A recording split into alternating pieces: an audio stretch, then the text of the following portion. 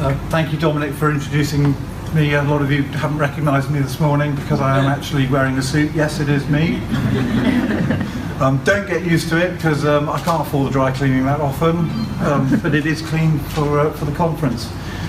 Thanks very much for that, also for that introduction by Hearts and Middlesex, who've done an awful lot of work to get this conference off the ground.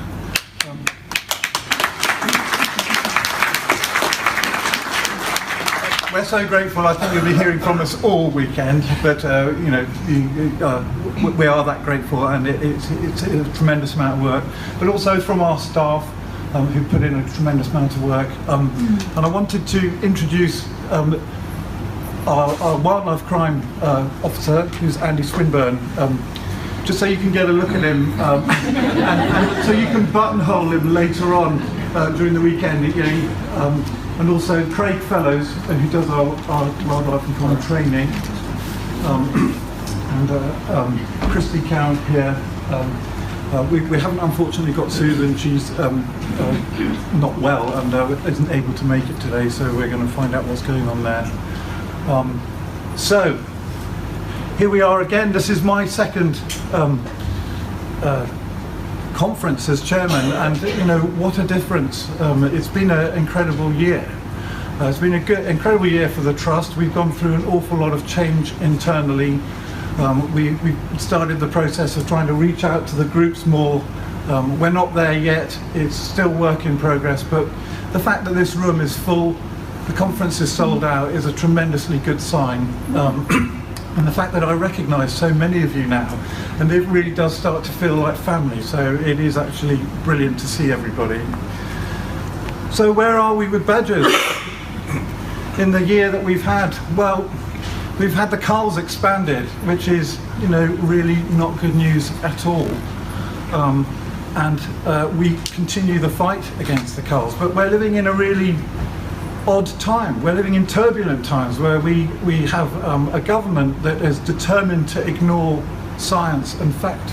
We're living in a kind of post-truth world where expert advice has been condemned and consigned to the bin, and it's been replaced by misinformed opinion and beliefs. And so we have an incredibly important fight on our hands. But what is interesting is just how this movement that kind of started with badgers has attracted all the other movements in wildlife in this country. And we are gelling together now. There are people in this room who are representing all sorts of other wildlife interests. And I'm looking at Mark Avery at the back, you know, who's had an incredible success in getting his petition into Parliament and a debate in Parliament on grouse shooting. And the link between the two is that there's people who are killing raptors on grouse moors and destroying the environment are the same people who are killing our badgers. And they're the same people who are killing foxes and going after otters and any other kind of wildlife. So we have a common enemy, and we have a common purpose. We're all here for wildlife. I've never yet met a badger person who you know, despised hen harriers and couldn't bear hedgehogs. It doesn't happen. So really, we are learning to act together, and I think that's really important. And I think badgers have basically become a kind of touchstone species, but all the other species are now starting to be attracted to the same thing. And I think it's really important that we build on this coming together. And I have a theory for it, which I call murmuration theory, because I have pondered, coming out of Gloucestershire, where there are probably 5 different separate groups who are concerned about badgers, only one of whom is a Badger Trust. And I've been thinking, how does it work that we get them together? Because when the culls come, they all come together. And I noticed we have a small murmuration over Tetbury of starlings.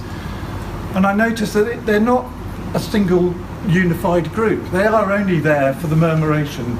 And I walk my dogs late in the evening, just as the sun's going down, and you can see little groups of starlings coming in to join. So they're not a massive group. We don't need to be the same group. There's no way we could ever get all the wildlife interests in this country together.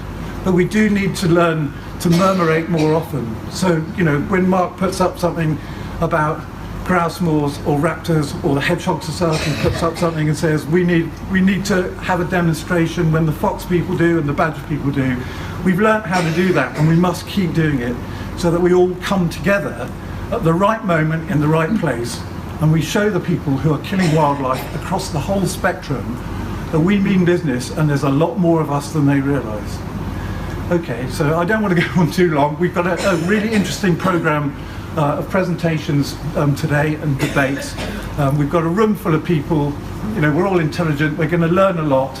And so I'd like to hand you back to Dominic, who's going to introduce our first speaker. Thank you.